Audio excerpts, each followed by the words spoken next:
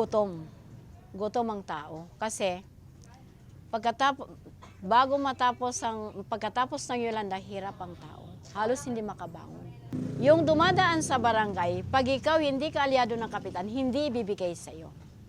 Tapos, pag ikaw mayroon ka doon sa barangay captain, pag binalikan mo, wala na. Hindi siya tagbanwape. Nakalista ko sa Red Cross. Nga, tungod sa kadaghan kay 80 makabuo, layo na kay mi. Wala pa ito nagsugod po, na abot ng pilnit. Pagkita na mga gamay ra sa pilnit, hindi lang na pilnit ni Kuan. 80 sila, 80 makabeneficiary. Kibalo ko, proseso, materials, dugay kayo, marag dugay pagit siya kayo, hantod karong kaliwala, pagkaabot din yung Red Cross uban.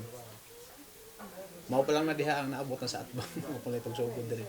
From dito, panggikan sa proper, nganhi, nga sa amo sa Purok. Ang sa amo siguro sa livelihood, kay karon nakapuhunan mi sa among pangutanon, utang, lending. Nangutang ni karon para lang gid nga may puhunan sa among panguma para may cropping. So, ay isa sa mga vulnerable sector din ng lipunan sa mga ganitong kalamidad.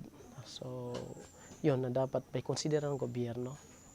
At saka bilang katutubo, so may mga kultura din kami sa lalo't higit doon sa mga pagkain na binibigay sa amin. Minsan hindi na angkop, no? Yung mga dumating sa amin na expired na. আমাদের তো ওই দেওয়াটা কাজে লাগবে না, তাই আপনার কাছে অনুরোধ, বন্যার আগে আপনারা সুযোগ নেন, ব্যবস্থা নেন, প্রস্তুতি নেন। বন্যার মধ্যে আমাদের নদী ভাঙন এলাকায় বা বন্যা কবলিত এলাকায় বন্যার মধ্যে দিলে আমরা অনেক সাহায্য পাবো বা সুযোগ পাবো, সুস্থ থাকবো। আমার তো আর মানে কোনো কাজ থাকে না আমাদের গ্রামে, তখন ওনারা কি করে বাইরে চলে যায়। আমরা তো ঠিকই নারীরা বাড়িতেই থাকি।